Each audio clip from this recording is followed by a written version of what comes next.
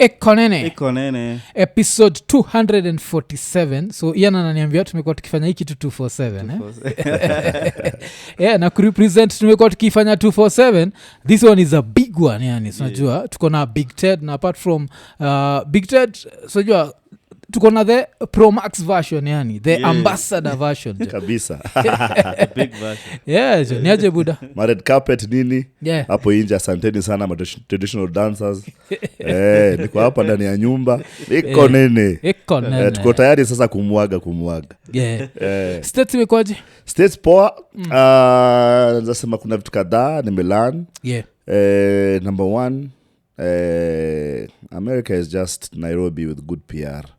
Hata hao wako na mashida kama zetu, shida za homelessness. In fact, hatunaga homelessness huku. Huku ukiona mtu labda iko homeless ni amepa mtaani, yani unaona. Wako na shida za pia uchafu, wako na all the issues wako nazo society. Lakini vile wameamua watadeal nazo. Unaona, order, wameamua watakuwa na order in the way they deal with stuff. Wameamua wale watakuwa wanasema, unapata pale council member ama mtu kama MCA, so mtaka kama MP. MPA si cha chama, ni for the benefit of the people and to make sure that the place develops into a better place. Okay. Na saizi umekuwa hapo ni just over 1 year. 1 year. Nimepiga hapo 1 year 4 months. Kabisa sana ingia my second year vizuri. Kama kuja mtaani kidogo, ni rest. Kasherehe kidogo pia. Nichekiwa za kina mkoro pia kwa hapa. Umeamua kwa Kasamabani? Mimi ndio sasa wale wa uongo wale tunakuja kuambia watu wataolewa next year. But nini si ele weather iko sawa kabisa, si ndio? Huko si hakuna snow nini? No, hakuna extremes. Weather ni kama tu ya Nairobi. It's pretty warm. So we don't have extremes. Lakini last year kali drop. Si sana lakini kali drop. Snow. Areas za nje zilipiga snow lakini ndani hapa tukupata snow, but ilikuwa baridi. Na unajua ile baridi ya pale ni kama ya kuinsist, ni kama imekataa. So but tulitoboa hata na mbojana kasko kalipiga kwa zile ndo headquarters ya earthquake mtu wangu. Yenyewe ndio ganini epicenter ili dunga jana usiku. Nimeona hata kwa text hapa, did you guys hear that? Kwenye Richter scale mtu wangu. Kulikuwa na katrema. So alafu ile place unajuaga na sheria mingi design. Kuna time kwa tuna bonga na wewe ukauliza jua nini fulani kaa ni solar. Ikanikumbusha kitu kingine ati place kaa huko ukibai solar huwezi install tu, lazima upate license, ndio? So kitu wamefanya ni make sure that kuna utaratibu ya kila kitu, kuna ukarabati. And the reason why wamekuwa so strict na some things ni, for example, nyumba zao zimejengwa na mbao. So ujifanye kuleta vitu zako hapo zinaweza lipuka. Ukishaanza kuchoma hiyo hao, ichoma neighbor nini. So hizo inconveniences za uangalia. Alafu unajua sasa zile uko na emergency au deploy kila kitu. Ambulance, nani, kila mtu makarao. So hiyo is a very very big loss ukithink to the city that they will respond to you, that kitu tu wangefanya wangekuambia lazima kuna license. Okay. Alafu before hii trip ulikuwa shaishaga before hii job ama? Mimi mtupia nishakuwa Mayolo. Lakini UK sana. Alafu hizo round tu za hapa kule Afrika sana. South Africa, Djibouti, Uganda kawaida hizi tu za hapa kule. But States huko ulisha job. Hata ikizungu ulikuwa na bonga tu ilikuwa Gaya TV. Ya Fresh Prince of Bel-Air. Haikuwa ati nilikuwa nishaishi States before that. Hata mimi ilikuwa my first time to get there. With a lot of lessons in Milan. Some which we can bring here, but some also which I just think I knew, but now we just need to stand on them. Alafu ni different ukishapo kama ambassador, like ni different zile, bado unapitia zile immigration maswali mingi si ndio? So wacha nikwambie kitu moja. Kitu tu ule Amerika atambui ni vitu kama hizo, yani yeye kwake ni kama itabidi upite place fulani, itabidi upite hiyo place. Kama itabidi uchekiwe in a particular way, itabidi uchekiwe. So nikiland pale hivyo hata nikifly local, very simple. Kuna place unafika unatoa njumu, unatoa jako. Unaambiwa toa jacket, saa zingine mnipiga tu kivest. Unatoa tu naeka chini roho safi, unatoa kila kitu, unapita kwa detector. hapana tambua. But niko nauliza ile like ukiona hakuna sijua ka diplomatic passport. I have a diplomatic passport. Yeah, sio at least inamaanisha yes. Line tu ni tofauti lakini like you still go to the normal systems because you see sasa waliamua yani you know anybody can be anyone. Yeah. You know? Yeah. But akuulize zile za what have you come to do in America, how long will you be here, hizo siku ya kwanza ndo niliulizwa tu umekuja kudunini, nikaingia mimi ni diplomat, nimekaa akaniambia saa karibu ingia. Okay, hiyo ni yeah. I think hizo swali wako kwa sababu si ati hawa pia ni mafala, unajua saa zingine si ubebagani kila mtu, unaona ushapiga mradi uko nani sasa nimeingiza kila mtu. Si mafala, unajua umekuja umebeba certificate zako, umekuja kuishi huko, umekuja kutafuta work. Kwani umekuja raundi tourist na umebeba certificate? So kuna vitu wanaelewa sana, alafu pia Wakenya walikuwa wameanza ile vakotu ya kila saa ati matanga nini alafu mna disappear. Wedding. So sasa wako rada yetu mbaya. Graduation. Hizo najuaga hizo tu. Niko nikizisikia cause pale kwa embassy inakuwa ni tension mbaya.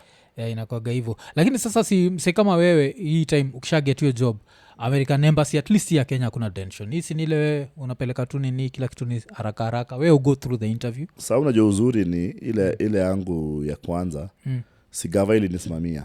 Gava ilisema tunapeleka umsiana kama kutudia job. Na kabla hata wapeleke hizo vitu tayari washawapatia kila kitu yako, wakapiga tero nini wakacheki kwa sababu pia unaweza leta mtu mmoja hapo agam radical. Wingi huko tena uanze kusumbua unaona. So ashaangalia by the time unapelekwa vitu zako wanasema jamaa tushampitisha jamaa anajua hii kitu. Amepiga tero akajua si terrorist. Proper unajua.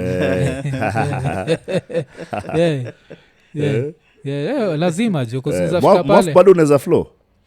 Si village. Sikuzi si ni mabudaji. Cause unajua nakumbuka tuliendaga naye club nyingine huko hivyo ukosikiliza huko village market zamani. Nakumbuka. Na ilikuwa sasa tunaonesha hawa mababi vile unaenda na kupatia kitu na kuambia flow na kugia kijiko. Unapiga kijiko na pita sahani nini chupa. Hizo siku hizo. Mababi walikuwa wanaga mazeni kaa ni siku za Buddha Blaze. Ilikuwa siku nini sana. Kwanza nini kitu moja lazima niseme pole juu bro wako. Silasi bro wako tulikuwa naye class moja, tulikuwa naye class 8. Yes. Alikuwa mtu anapenda na magaldem, unajua hivyo? Sana. Kisauti unajua sauti alafu alikuwa anacheza gitaa nini keyboard. Alikuwa anatumia hizo vitu kukulia inchi mtu wangu. Alikuwa anacheza geo gitaa. Alafu hiyo nini mlidetect late ama nini ili happen? Ili come late unajua pia alikuwa gana tuambia alikuwa nika unasema anasikia nika niko na ulcers nini so unashanga okay, alafu after a while iko sawa. Alafu after a while tena sawa. So by the time yani akuja seme alafu je pia ni mtu mkubwa, ni mtu mzee, ana familia yake, ana nyumba yake, kila kitu. So by the time akama seme hebu tuangalieni ni nini inasumbua gaucha ali. Ilikuwa sasa baada ishakuwa too much. Kumbe alikuwa katua na manage. Unaona alikuwa na manage, alafu alikuwa na njia zake pia za kusurvive. Akipiga kama alikuwa anajua ama alikuwa anajua but I think he just thought it's just another ulcer. Alikuwa kana ulcer. It was a cancer ya tumbo. So by the time itoke kabisa ilikuwa too late. Ilikuwa ile stage 3-4. So by the time tunampeleka India na akakuja akafanywa matibabu akakam. Ilikuwa sasa imehangio 4. Alafu also pia muambiwa kwa for some reason mwili kuna saa hiyo anza kuaccept whatever is going on, alafu inaanza kulet go yenyewe. So kuna saa inajishikilia, unaweza getata jamaa alikuwa poa, alafu kitokea ama mzae wake atokea ama dem yake, wife yake ama best yake ana let go tu. Anaamua sawa, you know, najua mko sawa fit, lakini tu ali make peace na familia na watu wote wake na beste. Akatuambia tu yani sikizeni jo, hivi ndio iko. Fala alituambia kitu moja stage, alisema sikizeni mazee, kikiumana mazee msijaribu kunistua. Msibring my battery, mnajaribu kumpuka ma jump start nini na kila kitu. Kwangu ilikuwa a very shocking thing, unajua kwa sababu yani kwa kichwa changu niko zile fight. Kina alisema hapana. Alisema ashashabonga na doctor. Kama mbaya, kama ni siku yake basi hiyo ndio siku, basi acha ikue. So alipass tu hapa Kenya? Alipass Kenya hapa Coptic. Okay. Hata nakumbuka sana siku hiyo nilikuwa nataka kumuona the previous day. Nilikuwa napiga meeting fulani tao asubuhi tu, ile story na mtu wangu nini. Kapiga simu kaambo ati ni noma kwa OC, hebu kama ucheki. So you teke gari kugeuza mbio kuingia mpaka Coptic. Kuingia, lakini alikuwa sasa ndo alikuwa naenda yani. Na unajua process ya kwenda uga very very strange. Kwa sababu mtu yuko lakini hayuko. Unamuona nikana naenda. Unaona pole pole tu, pole pole. Unaona akianza kuachilia. So nikufika nikaget mother yuko hapo, Nini sister, alafu sio gasini watu wa God. Sana nikatoa simu yangu moga na worship set moja tamu sana. Nikakatuma wimbo nikamweka kwa masikio.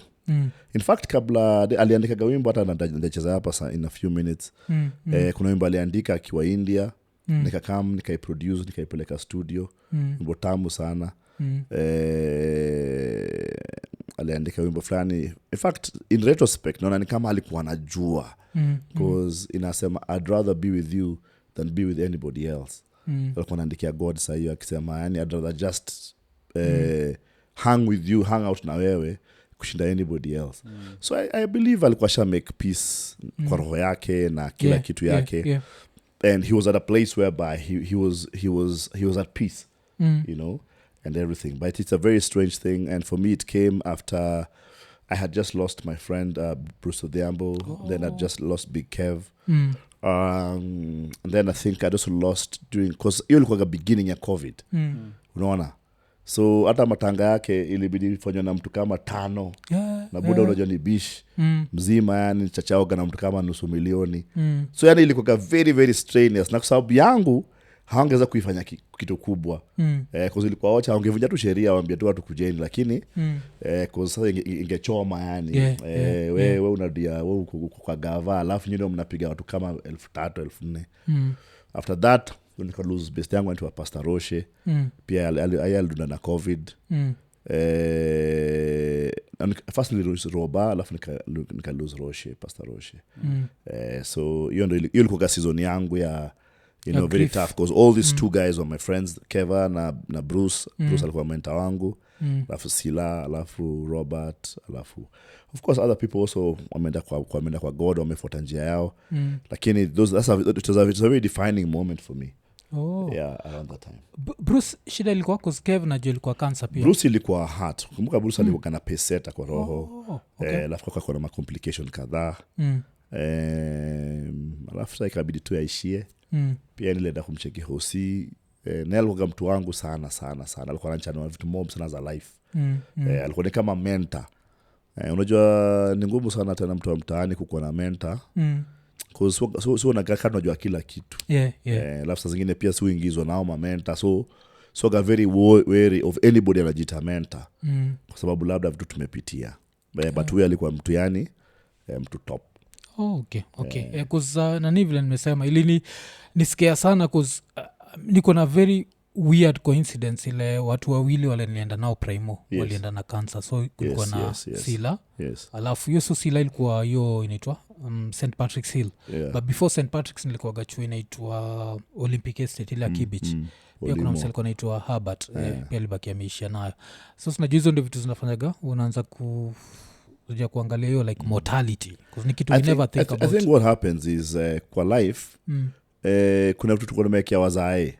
So zamani kuna jua gati hizi ni ugonjwa tu za wazee. So ukisikia mtu myanga ameget kutoka unashanga umededi na kitu kaa hiyo. But you see life in a change na situations, lifestyle, food, environment. There are a lot of things which are happening.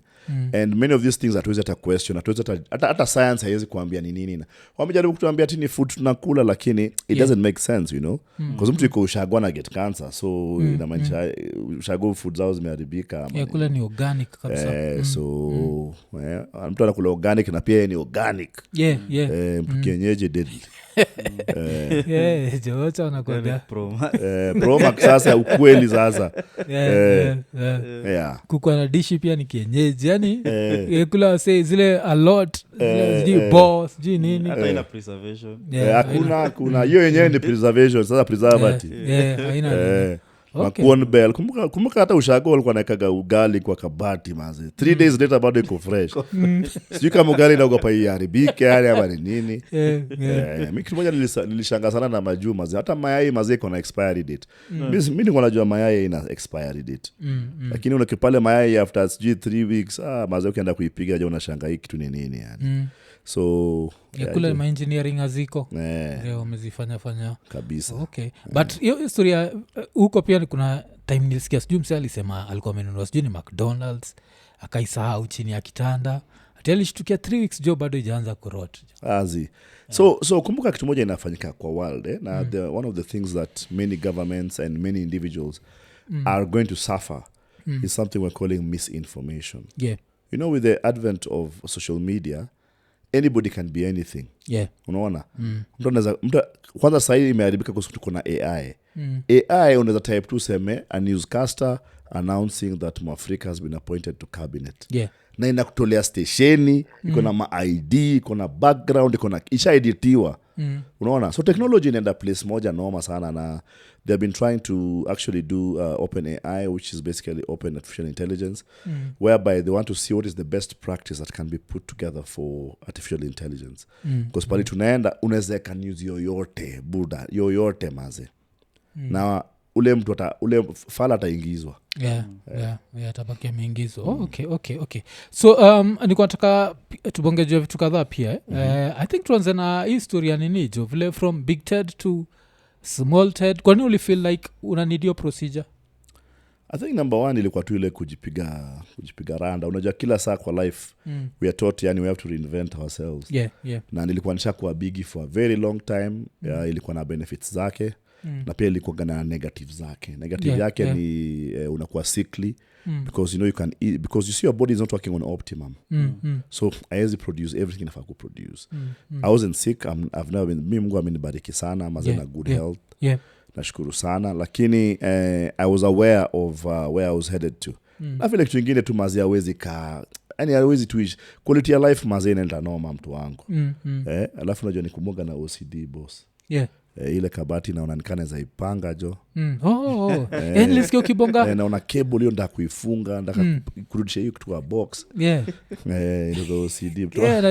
Naijua jo hiza jo. Sasa nile wacha tu apologize when vile stima ilipotea tukamwambia. Sasa usemaga kaunda kuchokoza OCD. Bomonisha tu picha, vitu. Mtu OCD kinge kwenye nyumba yako na umeka vitu hivi fwa. Famba best zangu ujua yani. Waga wanafurusha tu vitu anabomonisha mavitu. Kile usingangane buda hii ni kazi mingi. Ni kazi mingi. Hiyo na yangu jo lazima alafu najua pia kwa sababu nilikuwa mimi mtu wa sound. So ilikuwa kama zina kama kwa ofisi mazina uje kule lile zanga kole kuna kule lilikuwa kana hapa nilicheki but ilidunda creative economy ilidunda kwa sababu ya vitu kadhaa tuongea about it but ilikuwa nakujaga usiku natembea naangalia tu anything iko nje buda na inyorosha hata nilikuwa kana fundi naambia tu fundi sikiza leo tuko job na tunatembea naye usiku naambia ile rangi pale ni mbaya piga hiyo rangi tena nini hata kama asubuhi mazee kole imeng'ara but idea yangu ilikuanga apart from OCD ilikuanga there's a lot of misconceptions juu ya creative economy na creative industries na waga imedharauliwa sana so idea yangu ilikuwa that I'm able to make a place that hata mtu akikuja aone hii place ni indamazi lakini akiingia ndani anasema okay naweza chukulia watu seriously kwa sababu inakaa tofauti. So that's something which I was really going for. Okay. Alafu kuzini nakungalikicheki ukibonga juu ya hiyo kole one of the things ile ni find ukisema ile pia Musa maga ni history ya brick and mortar.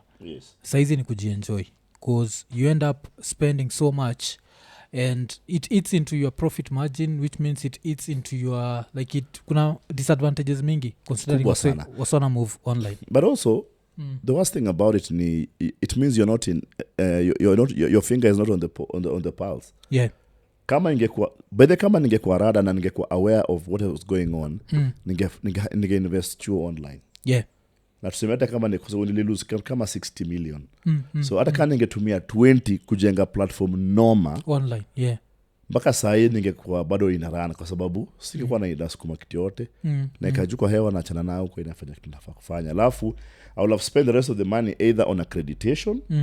I go to the biggest schools. I say, okay, I want to buy a license. You know, here is 2 million shillings a year. I want to buy a license. I'll have spent maybe another 10 on marketing. You know, proper marketing and everything and endorsements. Then maybe the rest on events or processes. Yeah.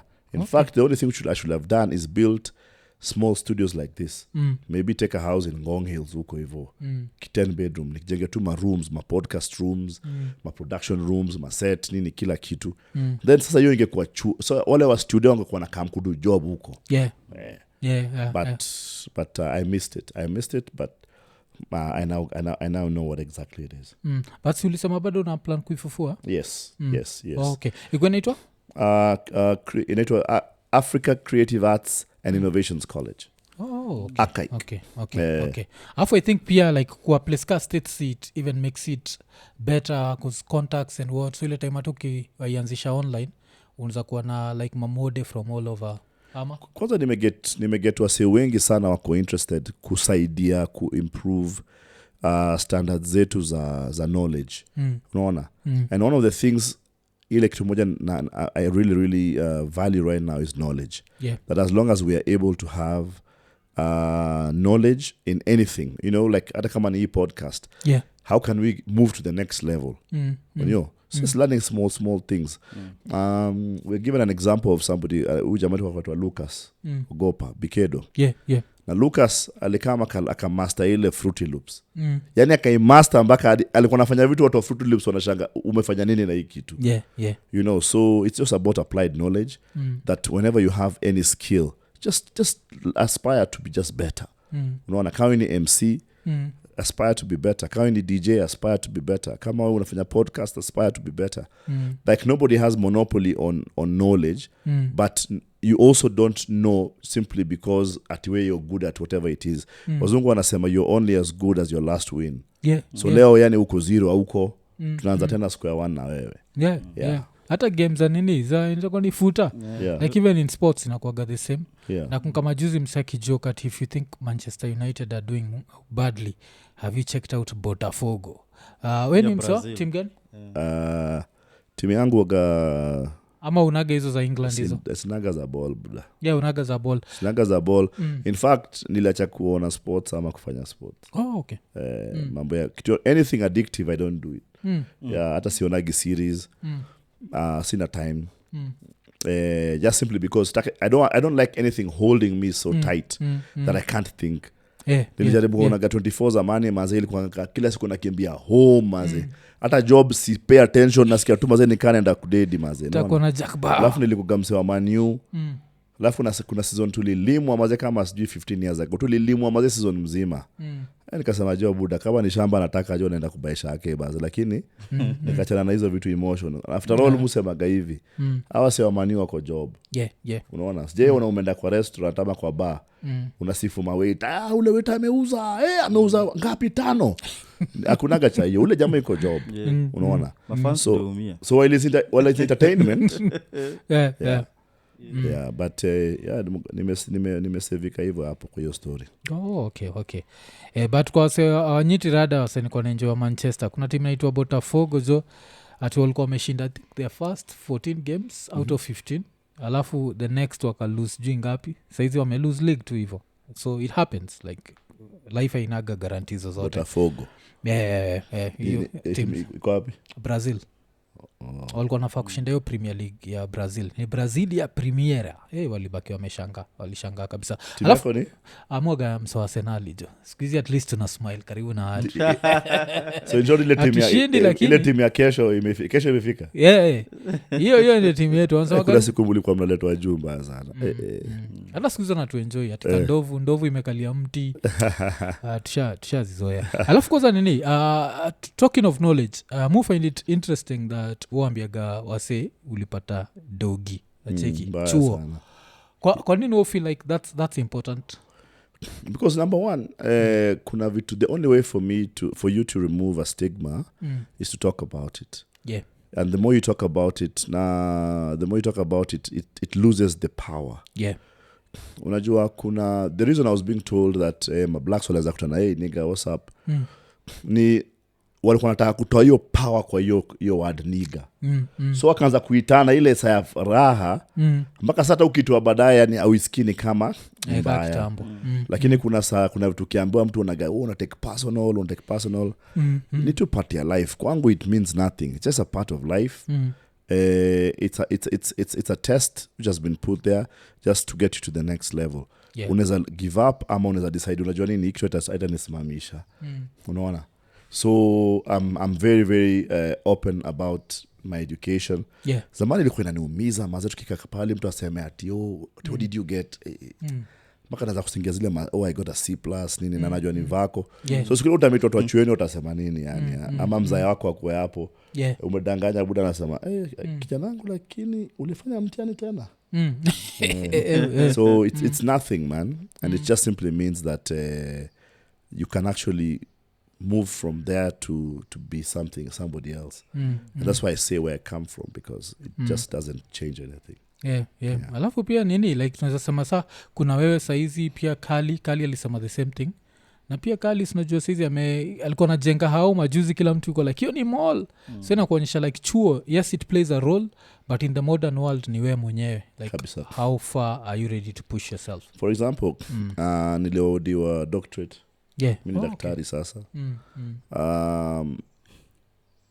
kuna kitu inaitwa imposter syndrome watu wengi tumetoka mtaani swaga nayo kwa believe ni kama not good enough na hata ukimake bado unaona ni kama you're not worthy unaona it happens a lot with men and women dem mrembo lakini anaona huyu jamaa amenipenda sana mpaka kuna kitu yani mbona ana makosa so default unaweza haribu hiyo relationship ndio irudi pale unafikiri inafaa kukua alafu also another thing very strange ni sahi mimi ni balozi wa Kenya State so nimeharibia wase wote wako na story ati nilizaliwa Eastlands inamaanisha it's no longer an excuse inamaanisha pia unaweza make so usianze story yako na nimetoka mtaani ghetto nini hizo zote tushaharibu sasa and as I say kuzaliwa place haina do si makosa yako lakini kudedi place haina do ni makosa yako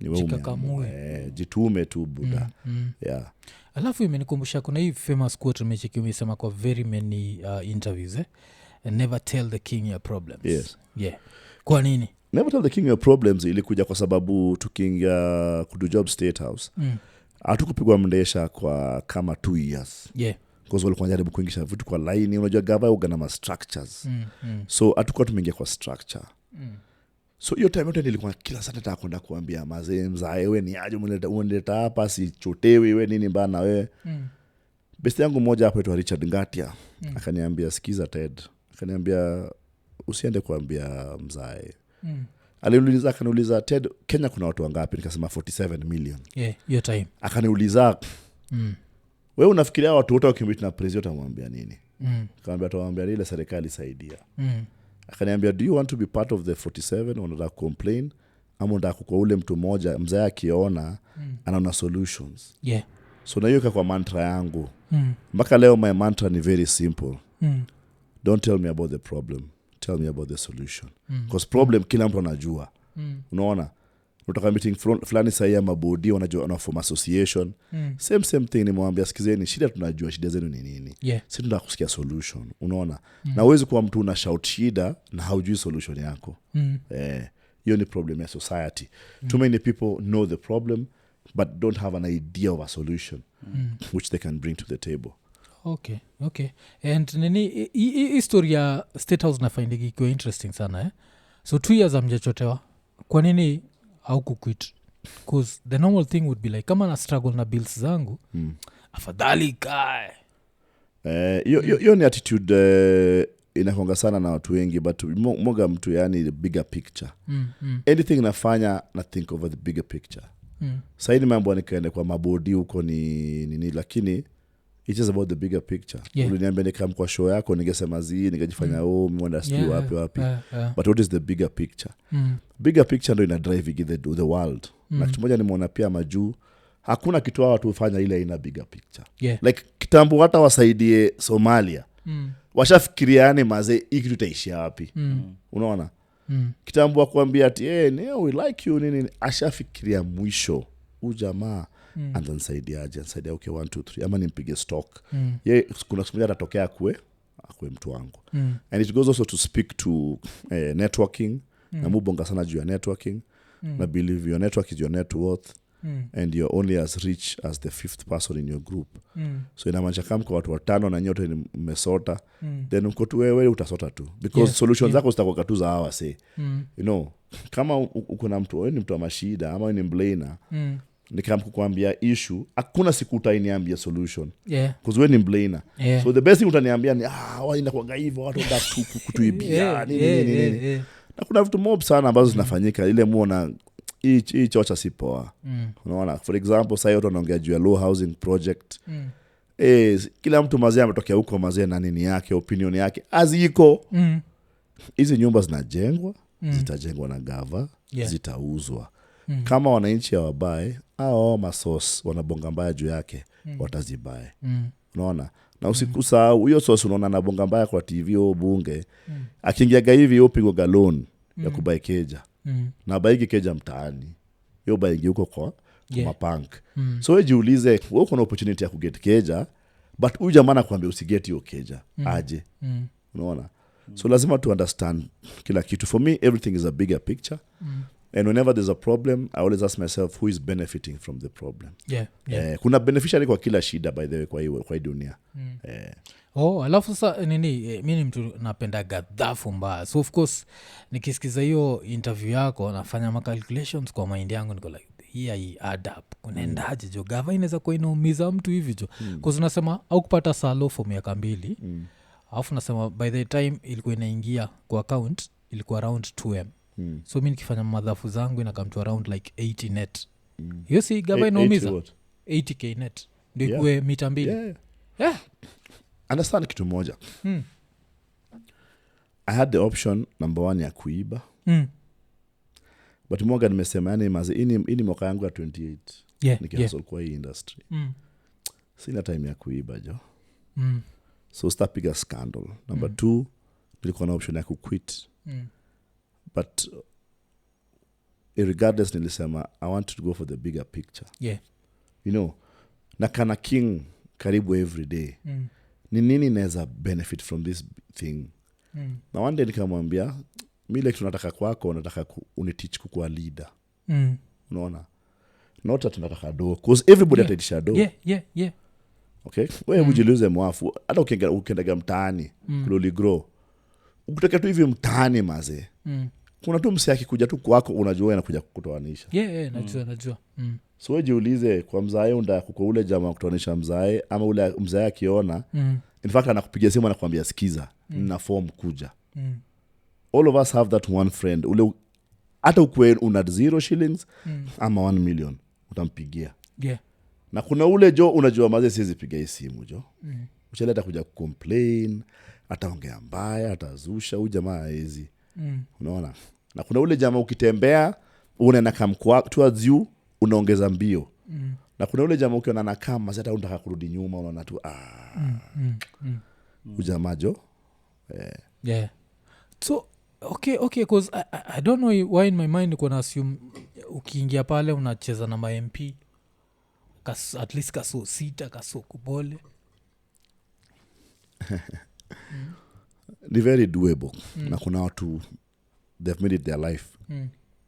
Sisemi ati illegal niko nafikiria ati job group sisi mko state house unawaka na president mnafaa kwa hakuna kitu kama unawaka na rais so hapana hakuna kitu kama hiyo. Job group ni job group. Umeingia kama director. Wewe na directors wengine wote Kenya mnalipwa the same. Gava ilifanya something called harmonization of salaries.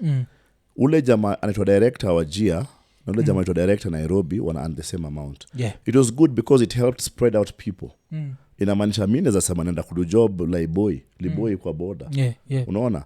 Ama ule kijana Busia ameget job kama yangu pia nalipo tu same na mimi. Na anaishi sawa vizuri. Anaishi tu vizuri kwa sababu problem itakuja ile sasa mimi nataka kwenda Nairobi peke yake sasa kudu job Liboi so Liboi itapata service okay. Yeah. Okay. So lakini does it come with like any form of benefits like what keeps you there because ama wacha tu rewind kidogo mpenda sana kudu story juu ya money management kwa unapata gava inakupatia 80 unaishi kwa kejama ngapi well ina depend hiyo time wewe ukitumia weka so example. For example kumbuka mimi nikienda kudu job gava nilikuwa na kampu yangu ya events nimefanya events for the last 28 years yes so si ati sikukuwa nimekata ati sina ati hata bob busy ilikuwa I was just not in the business na unajua pia huwezi kuwa kila saa unanyanyafura busy yako sana so nilimanage kuishi na pia nilikuwa saa hiyo na mtu ambao pia tulikuwa tunashare naye ma bills so saa hiyo nilikuwa naishi kwa keja kama ya 60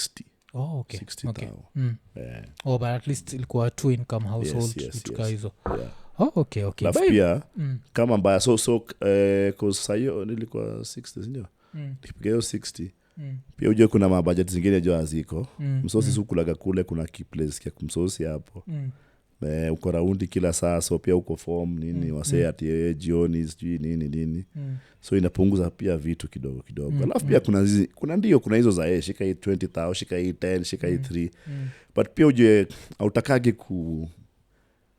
kuzoea hizo vitu nikikuzoea kukupiga 10k inamaanisha nimepiga bei yako at 10k so hata siku zote kuna opportunity upigwe so itakuwa too much kwa sababu wewe ni mtu wa 10k nikikaa na maboy wangu nasema gule jamaa si upigaga ashu na ili happen hivyo acha nikwambie story niko naishi South B nimesoma kwa gazeti kuna station inafunguliwa wanda kama presenter so pia nimetoka nimeenda kwa hiyo siku hapa kukuwa na internet social media kulikuwa tu na email so nimetoka nimetuma na email kwa tumatao pale Norwich Union 10 bob a minute nakumbuka jo Africa Online unaenda hapo umejimekia ule jamaa ndo anajua hata email address yako anaituma kidogo nikatumiwa message nilikuwa na page niko na page niko na page tukana job nyingine hapo Capital tukapatiwa mapeja za sare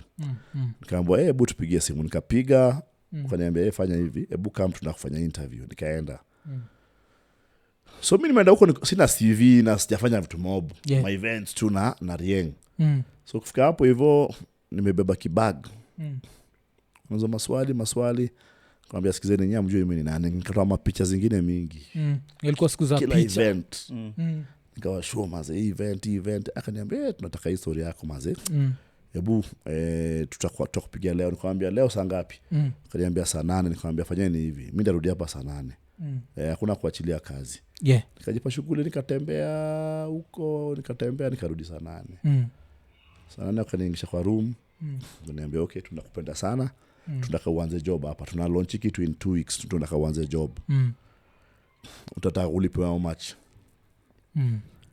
sasa hiyo nilikuwa dogi job Miss Kenya na Miss Kenya nilikuwa napigwa gatao 5 okay hiyo ni kwa mwezi kwa mwezi na ile Kenya nilikuwa naishi South B ilikuwa gatao 5 na hiyo hao ilikuwa ya mwenye Miss Kenya so hiyo nilikuwa job sare so anakupatia na mrudishia sasa hapa nipati sana ikata juu kwa juu okay but hiyo ndio ilinisaidia nikaanza ku MC ku DJ kufanya sound kushikanisha makable because sasa nilianza kufanya vitu zingine zile alikuwa nalipana so ile 5 najua nishalipo keja but sana shika hizi za chini hizi za MC tao 3 tao 5 hivyo so kwa month bado nilikuwa na blue yangu tamu clean na nikienda kwa kila club nilikuwa celeb napigwa sare kidrink nini waresh ndo hao oh big Ted oh my god so hiyo ndo ilikuwa gani yangu mbele nyuma so after hiyo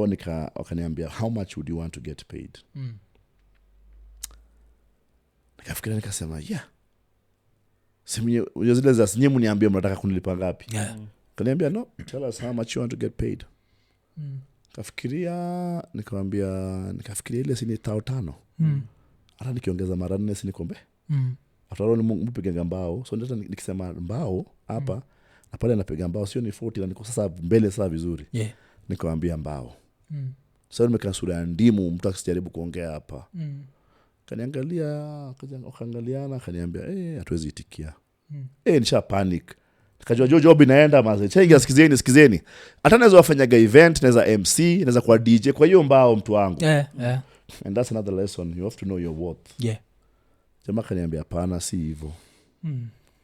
Kaniambia hatuwezi lipa bao. Wewe tutakulipa 68,000. 68 Hiyo ni net sasa. Hiyo net. So hata wakipunguza ilikuwa inakuja kama 48. Okay. Bora nikaenda straight. Kupuka kama 60. But the biggest mistake pia nilifanya and those days because we didn't have good mentors. And we didn't think that we could be able to invest in things and in properties or people or stuff. So a lot of it seeped through the net. Because I think hiyo nini vile umesema mtu kujua worth yake ni important sana. Because pia mimi ni remind like hizo siku like back in the days nikipata job yangu ya radio first. Sasa mimi nilikuwa kaa wewe. So the same thing ile niliulizwa unataka ngapi? Nikasema mtanipatia ngapi? Wakanipatia 18. Nini alienda kwa sababu unataka ngapi? Kasema nataka 60. Wakampatia 60. Mimi nilikuwa na kina Maina Kageni, Caroline Mtoko. Jamaa wa Mr Flavor, Sheila Mwanyiga. Tulikuwa tu hao peke yake. Yeah. Wale walikuwa napigwa kitu kama so 2 so 3. Siku hizo. Roy Karuhize. Walikuwa napigwa so 3 siku hizo. Mimi napigwa 68 kwa sababu sasa hiyo ndo nimeleta kwa alafu pia nimegrow up ghetto tuambia tulizaga huo ana how much. Ni kama ni mbaya kuuliza hata mkuro ati mzaya ati watu uchote wa how much. Mzazi kunaona. So hata siwezi uliza mtu. So baadaye ndo walikaa mwaka increase sana ikaenda kama 80. Nashanga kwa nini sana wanadoa haji. Kumbe ni mimi alona increasewa. Ndio nifikia watu wengine mimi wako washaenda wako huko mbele. Yeah. So ulikuwa na present?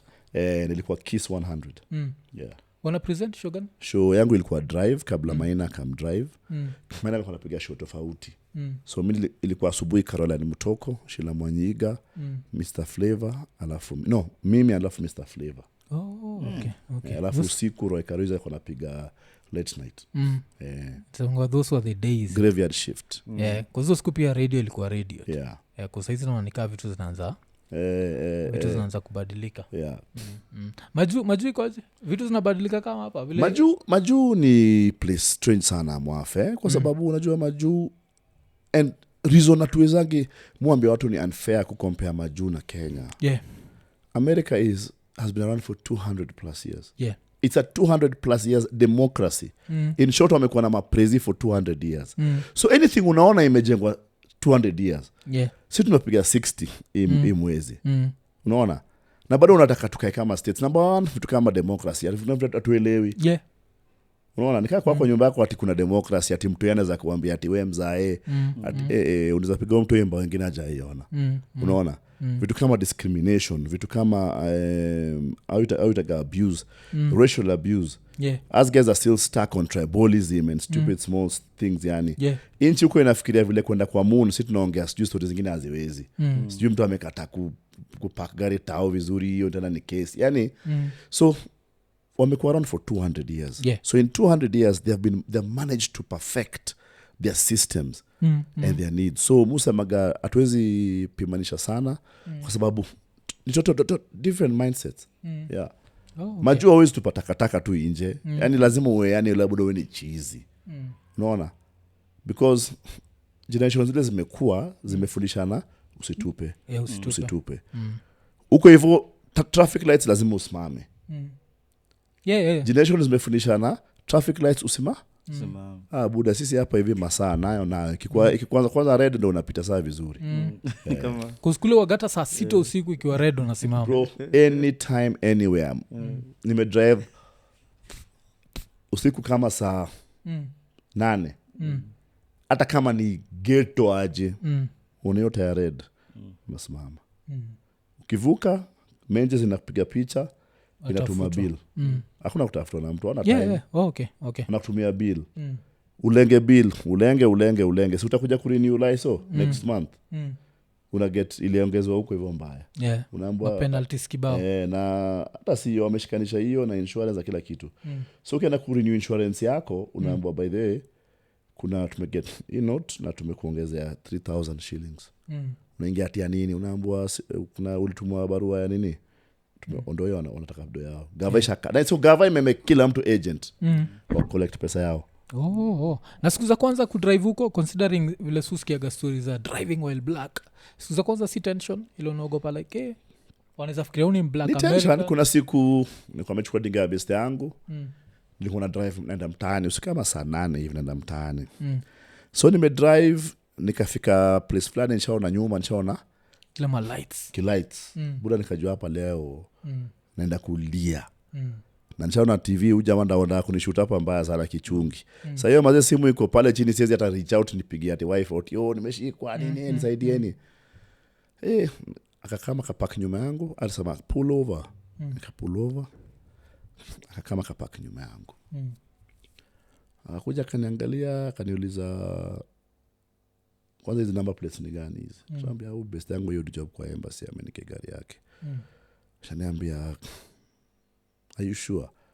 Kaniambia fanya hivi, ni get driving license yako. Nishamshika kwa mbosho. Na nimekalia iko chini. Akaniambia reach in slowly. Na hiyo ashatoa nini? Ndenga. Sasa ameshika. Okay. Waiting for any. Akaniambia number 1 zima dinga na uweke kifungu juu ya dashboard na uweke mkono juu ya dashboard. Buda sasa ushazima maze umeka mkono huko juu. Hiyo time una make sure accent ya Africa inasikika vizuri, wajue si ni. Alafu kila move nataka aone. Unajua siku hizi uvaga mabody cam. Makara wote huko. So nishari chini, nishatoa mwanga na wallet kadogo, nishampatia. Shaangalia akaenda kwa mashine yake, karudi kaniambia ni aje ati mbona unatoka country gani? Shaambia Kenya. Kaniambia maze pole, naweza ku escort. Can I escort you home? Shaambia nishafika home ni pale tu, nishafika mtaani. That was the only occurrence kwa naona karao. Imeza kwa yes. Ile tension muogopa hiyo time unaweza utingike sawa ne ala. Na autingiki ati juu. Kumbuko na makosa. Sasa unaweza kuongea mpaka kijaka mtu wangu. Si ndio? Mimi nakwambia bishti ya RAPCHA alikuwa kwa na traffic offense. Tukasimamishwa na karao ni zile za Kenya. Tupatane pale mbele. Alikuwa anambia karao ati wapatane mbele. Sasa kwambia haiwezi. Ikabaki imeleta nini? So but you to the only running have now na makarao na any ushakwa kwa any situation pia ile imekuwa ni tension kiasi, unaogopa hapa kutendaje? Sijawahi kwa sababu ya hii job mtu keep away from trouble. Vitu ambazo ungefanya labda Kenya sifanyi huko. I make sure that I stay away completely from trouble, from issues that zinazoleta disrespect ama disrespect to the country. Unatry pia ni uphold inchi. So hata hizi places watu waenda gati chini ya maji nini, mimi sifanyagi vitu kama hizo. Simply because of just that heshima pia umepatia job yako, unajua. Kwangu muona gani kai ni respect kubwa nimepewa, sina gava but every young person kwa hii nchi jamaa wote wa mtaa wale wana aspire kwa anything. Nafikiri moga wamenipatia heshima kubwa. So me and my all aim na sababu muje tuma huko kasi sijui nini ni to make sure mtu anaweza kaa chini aseme mazi, unajua nini ule jamaa jo ametuchezea pro. Alafu kwanza imenikumbusha hii running yako na the police, imenikumbusha ushaiku hapa na running na Mategi. Mkiwa na Jeff Koinange, mko mnatoka wapi? Kwanza kujua na kwa nini mko mnatembea? Because sio mkiwa na Jeff by the usinini hiyo story ogapara. Okay. Wakati kipindi moga mwenjo kwa sababu ya sauti yake. Nasema musema gati bongangi hivyo saya noma. Saya ngori wogala soprano wakati jaro wogala mpigia. Niko nafikiria timu best yangu sana. Niko nafikiria mlipatikana pamoja. Azizi woga best yangu. So hiyo story mupe ara tu yale kumtaa. Cause inaweza wakimemletea nini. Alafu sasa place kama okay, before tuanze niko nakuuliza hiyo jina ambassador, na nikikuangalia online onaga ni consul general. So tofauti ni nini? So my title is ambassador consul general. Ambassador is the title they give to anybody who represents the country outside. Anybody. Number 2, consul general is the head of a consulate. because in a country you cannot have 2 embassies or 3 embassies. Yeah. You can only have 1 embassy and consulates. Okay. So America has 1 embassy iko Washington DC and 2 consulates. Moja iko New York na yangu. Okay. All of them are headed by ambassadors and all of them run their own individual stations. Yes. Also una handle the West. Niko West Coast, niko na 13 states. Hizo ndo mudi nazo daily. Okay. So ni shida gani hizo new handle hapo? It's a consulate and we do consular services. Vitu kama kupeana ma ID, passports, driving license. Mtu ameshikwa na ngori tunaenda hapo, zingine ku stretch out diaspora matters, kwenda nje kuhakikisha kwamba kama kuna ngori kwa mwenda sana kwa ma streets kutafuta wa Kenya wale wanaumia. Ama Mkenya amekaa maana transport, accommodation, kujaribu kushikanisha na familia. Alafu representing the government. Something about state owned si ati watu wanataka kuomba. So gava ikikuja pale kuja ati nimekuja kuwasaidia msaada gava imekuja kufacilitate and kusupport. Yes. So kazi yangu ni kusupport anything Mkenya anafanya, mimi niko nyuma yake 100%. Okay. Yeah. Okay. Kuna hiyo. Alafu nini another thing mushikiki ama another person muona go mention sana ni DS Njoroge. Kwa nini unamhold in that high regard? High esteem. Yeah. Number 1 DS alinifungulia mlango. Alinifungulia mlango. Mimi niko napenda sana mambo za events, entertainment, promotion na kila kitu. Naenda kwa mwenye ile DS Club International. So ikakuwa ni kama tukienda pahali ilikuwa lazima na mdandia ile can I help? Namwambia kanaweza beba speaker, anaweza beba ma cables. Kidogo akaona hii imeshapita huyu jamaa, so akaanza kuniambia wewe fanya hivyo, badala kubeba speaker wewe enda utayarishie mgeni maybe hoteli room and make sure ameenda kila mahali, mpeleke press conference, mpeleke wapi nini, kuwa tuna yeye unaona, brinye mashore na vitu hizo. So after hiyo ikakuwa okay, mi leo niko busy napanga vitu, wewe toka uende and airport uchukue umse umlete umpitishe, enda press conference, mimi sitaongea, wewe enda uongee huko. So slowly by slowly anything I know nilikave kwa hiyo experience alinipatia. So I usually just give him honor because enyewe alinichanua. Hizo siku za kwanza wasanii gani ulideal nao? Wow, my first ever artist to bring ilikuwa Mighty Culture, Joseph Hill. But nimebring kila mtu after that. Zingine na watu wengine, but I mean I've done everything. UB40 ilikuwa ya mwisho.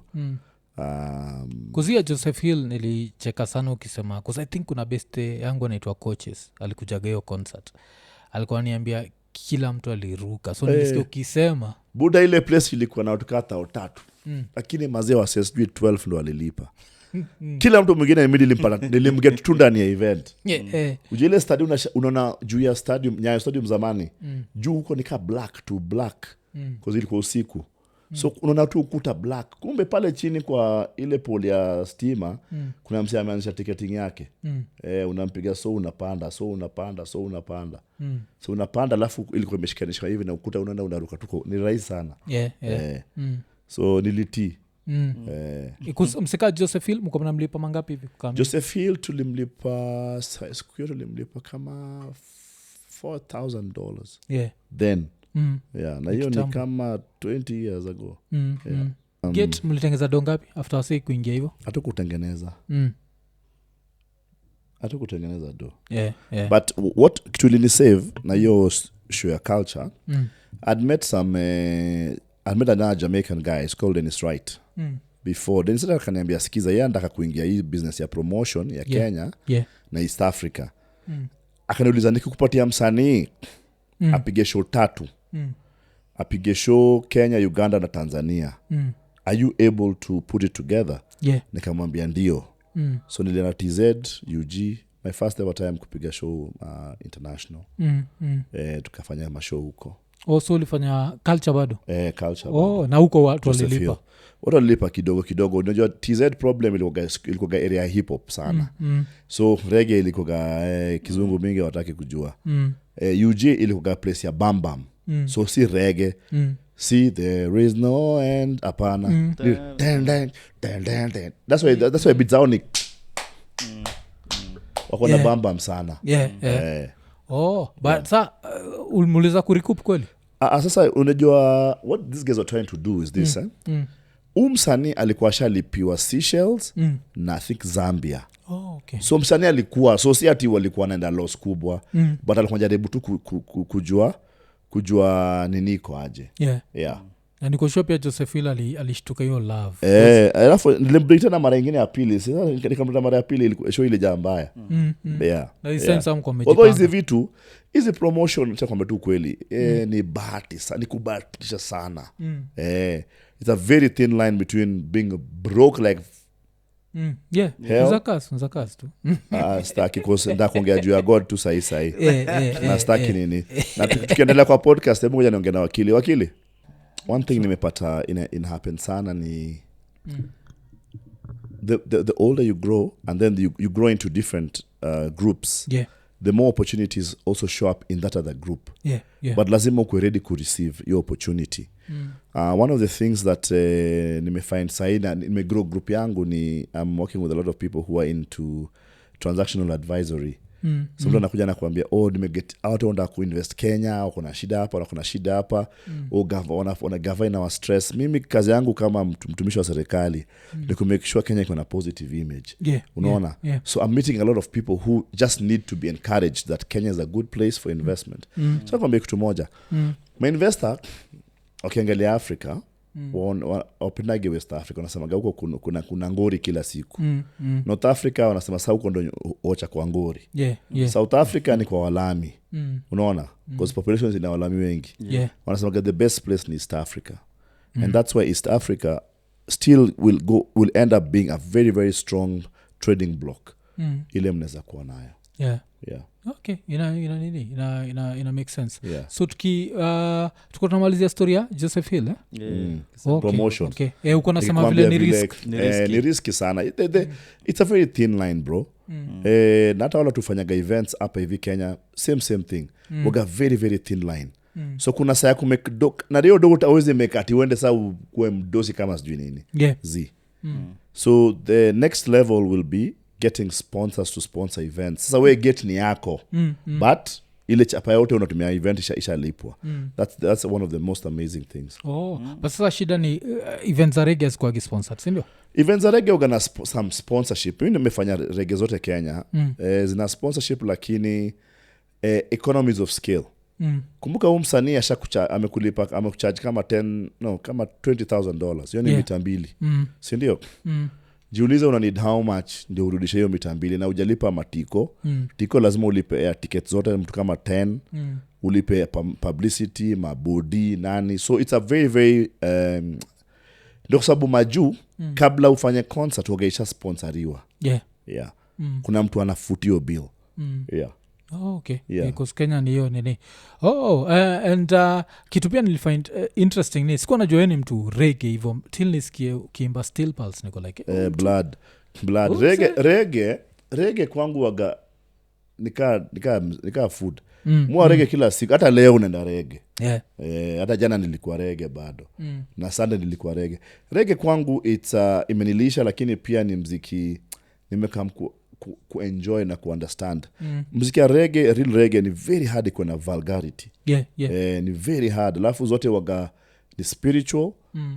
Some of them are based on the Bible and words from the Bible. But it's a very very spiritual thing. Alafu after kuhang out now to our reggae stars.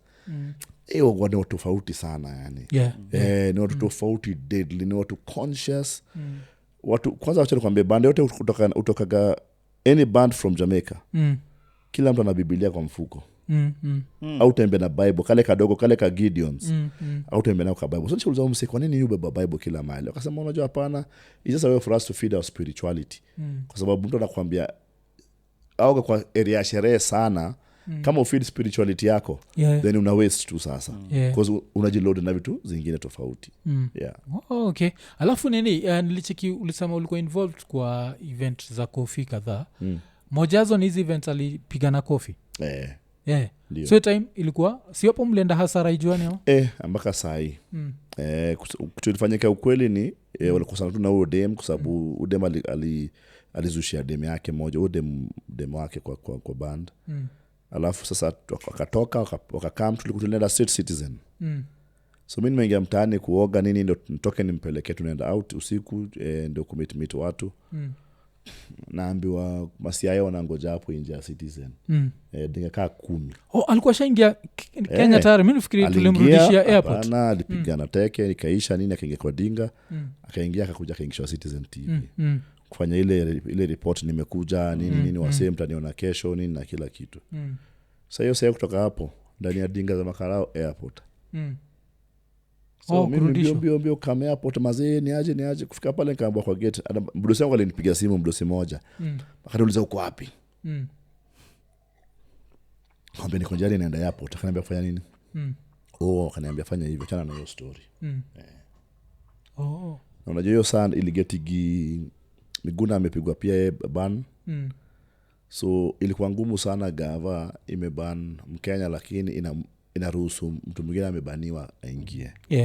But pia the hue and cry came from very many women leaders and gender sensitive leadership who said that's not correct, that's not right, especially for people who are considered role models or who are icons.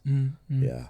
And while I join Akodhe and Shafi in saying that Kofi afai kukuwa role model wa mtoe wako because when unafaa kuwa the first role model, but icons have a responsibility. You see, there are guys who we call influencers, but you can only influence somebody to doing a positive. So anytime you do negative, you're not an influencer. You're actually something else. So he is an influencer because he's an old man, amekuwa around for a long time, yani amepita vitu mob sana. So it just felt that this is it's a wrong message being sent out. So because I happen to guess because hiyo time kumshamlipa kila like kitu nashaingia alafu unajua pia by law anaweza sema mimi si nilikam nilifukuzwa na makarao yeye ndio alijichapa kwa but alibakia nini. Okay, so tukitoka hapo acha tuingie politics kidogo so ilikuwa interesting sana kufind out that tulikuwa kwa Youth for Raila.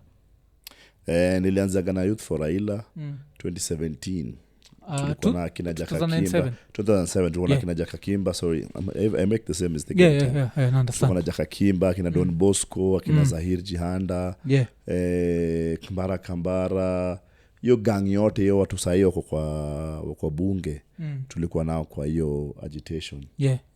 Because pia kitu nilifind ulisema nilifind ikiwa fascinating kabisa ni the fact that Raila akisemaga kitendawili na kwa time ya kujitoa hiyo ilikuwa queue. Ilikuwa queue kitendawili unaona kila mtu amesimama podium mzima mnajua hiyo tutatoka kwa sababu ukisarao kwa uwanjo ni utanyafuru watu wangu kwa sababu watu walikuwa kujaga pale wanataka ku crowd so ilikuwa pale akisema ile kitendawili buda unaisikia kaa uko ndani ya dinga unaitega kwa ndani unapiga tu madirisha wewe unangojea ama mnatoka nyinyi mnaenda kungojea hizo convoy huko mbele cause yeye yuko na watu wake wana msurround yeye haweziguzwa lakini wewe tenje nini kila kitu unaweza pigwa hata tisa unaweza anything inaweza fanyika. Okay, so hii haiko inamaanisha ati kuna noma inaweza kwa tu ameisema tu ile kujua yakishasema inamaanisha amemaliza ni vile kwa African bathrooms mtu akipiga chafya unajua shamaliza kuoga okay. Alafu so so liwak na yeye hii time alafu uliswitch to ilikuwa ni hiyo time ilikuwa TNA si ndio?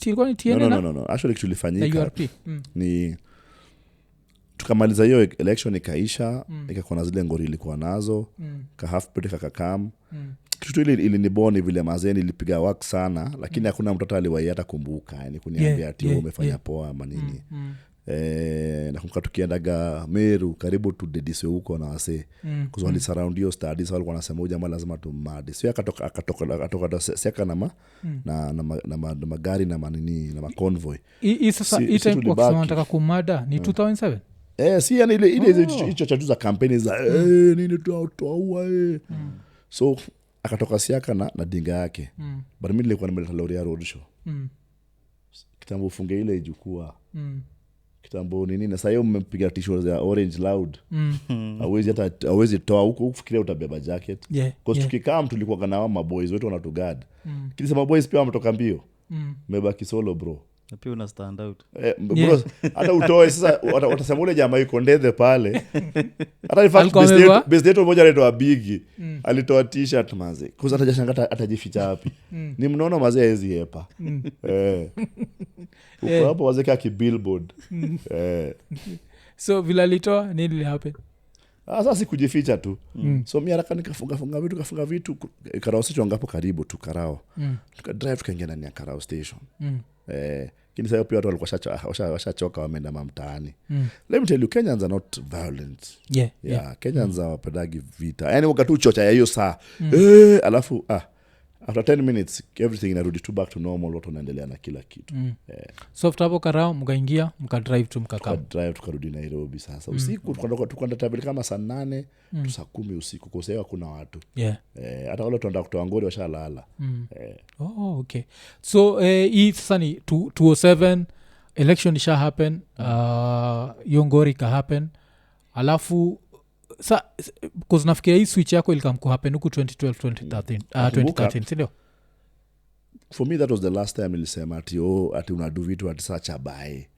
unaona kuzini nilikuwa nimeka kama sticker ama kwa gadinga nimebandika vitu nini vitu kama hizo so the next time ikafanyika nikawak na His Excellency Ruto Prezi na nikawak na Uhuru in the same campaign tukawak the next one yes silikuwa sasa 2013 sindio so hii 2013 najua unasema gili happen by accident si like ilikuwa umeenda KMC so kuna hiyo party ya nilikamkekea kama MC nimerifariwa na Jimmy Gatu hiyo nilienda ku MC launch ya party ya His Excellency William Ruto URP ilikuanga laiko so kuenda nikaenda huko juu kwa Summit Club ndio sasa nikamit Duale akaniambia fanya hivi kuna mtu nataka kuintroduce kwake wewe mdosiro na kama msaka kama amepiga suti ni yake vizuri shati ya white tai ya yellow shaniambia nasikia wewe utakuwa MC sawa hebu tuongea nikabunga naye kidogo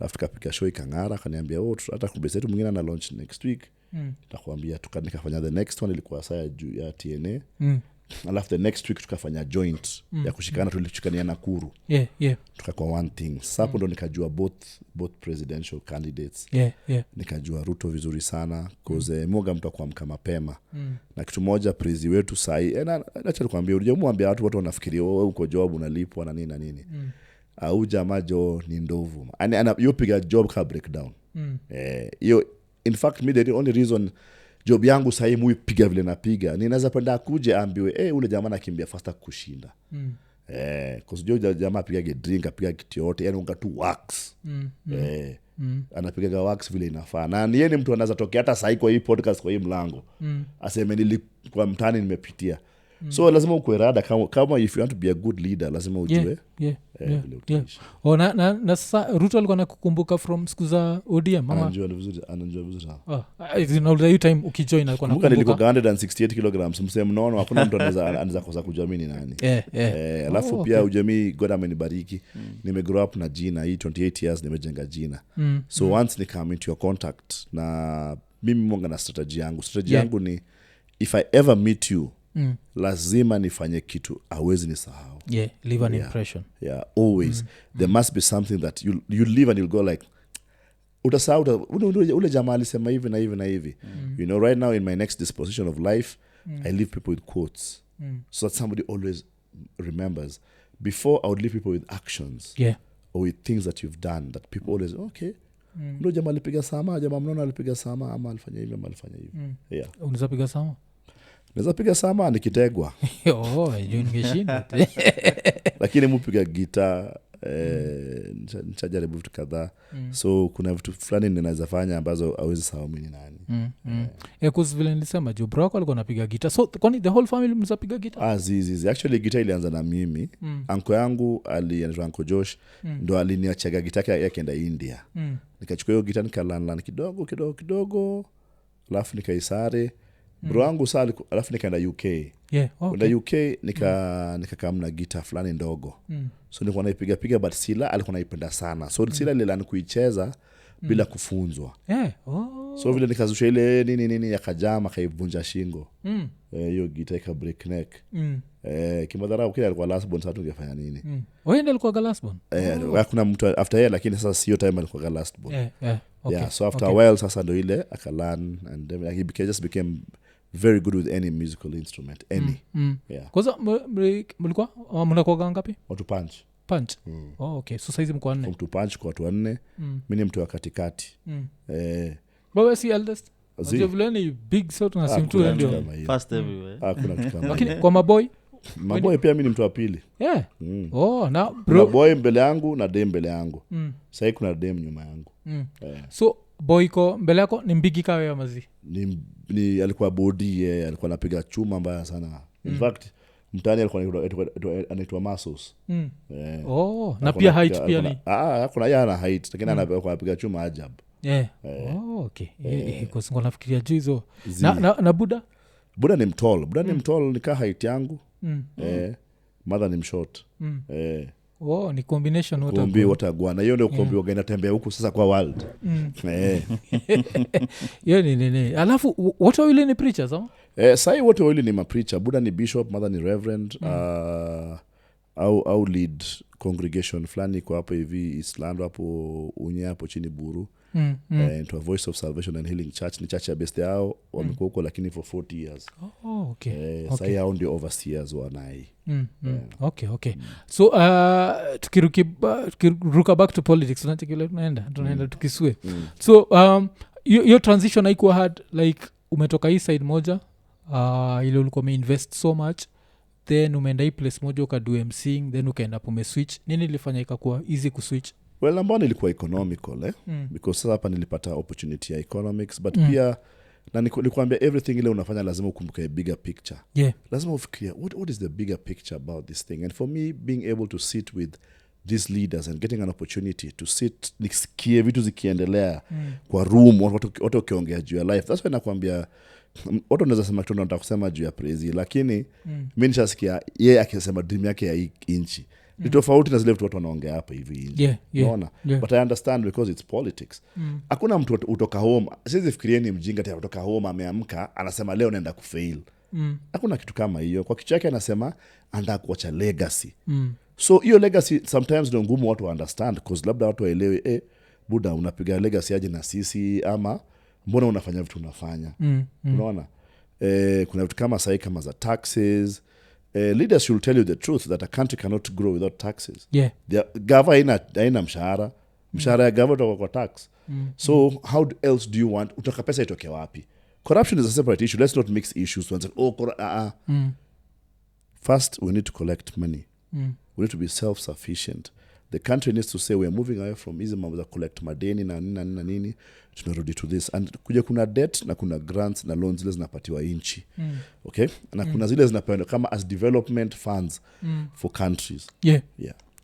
Okay, na pia niko nataka kujua uliwezaje kuwalk thin line between say vile walianza kukosana, cause nakumbuka like vile mlikuwa appointed, this was like I don't know if it was a few months to the election.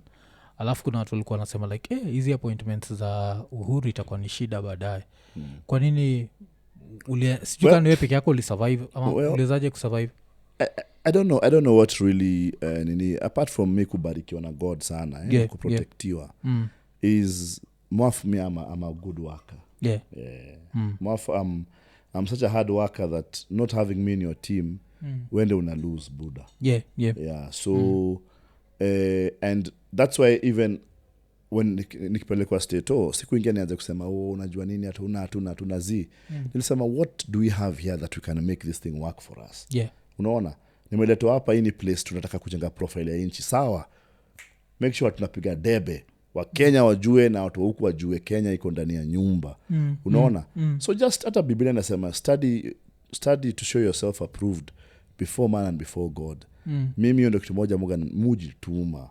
Unaona? Nimekaa Kenya, nimekaa holiday, lakini nimepiga conference, naenda kupiga conference 7 nimekuwa nikicheki sasa nimetoka nini ya mabouncer hakuna chapone za nilipa ati nifurahie nini na kila kitu but study yourself to show unataka kusikia nini unataka kusikia gava ina care about them unaona so kama mtu mwingine afanye mimi nitafanya I step in I go there I explain to them what is government what does government want to do kitu moja na bonga juu ya watu sasa ni juu ya low housing project msisikie panganga ya leaders wako chini au leaders wacho kudanganya watu hawa washapigwa loan zao unajua mtu akishaingia gabunge mtu pata gachapa yake ya keja so yeye hataki u get how ya keja aje so okay so nasema nani praise si mtu wa kuchukua personal grudges kusingia kwa ile like au kwa loyal kwangu kwa nini kuzio time niko na feel ni kama ilikuwa loyalty test nana kuambia sikuwa the fact ulibaki side kuzio time nakunga ilikuwa like nana kuambia sikuwa okay na kujudge na nani na kujudge na umsengeni tu nani itumbi unajua cross ile side kwa ubuta kwenda ni sawa but nana kuambia labda hizo vitu alikuwa anafanya si mimi okay zizi niko sure si wewe cause pia najua the respect uko nayo for Uhuru Kenyatta najua and it's possible to have respect for both also for me it's not personal number one number two I have friends who sit in places and they go like you know what we know your heart is in the right place I don't have to shout from the rooftops that William is my friend or Uhuru is my friend or who is my friend or whatever. You don't have to do any of that. The first thing which is the most important is your work. Job gani umepatiwa na unaifanyaje. You need to live in a different story kama nilikuwa huko job alafu Ruto akama alafu ni mshow mother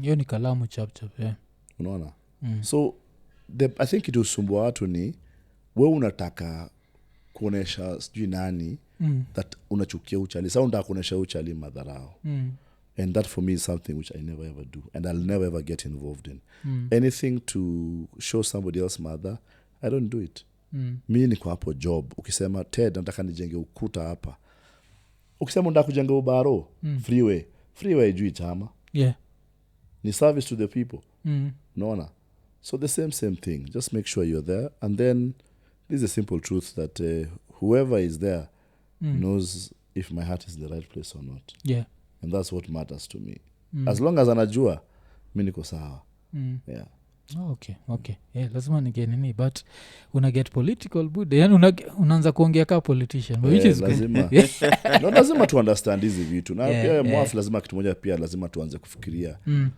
ni politicians wote kweli ni my enemies as at the end of the day no so mbona sisi tunakuwa enemies na each other I think Mandago alituambia siku ingine tusiekage hizi vitu kwa roho munga kwa group zingine mpaka hata siongei yani mtu anatukanana unashanga bro relax ngoja kidogo let's deal with facts unaona and that's why the first fact nimekupatia ni fact ya low housing project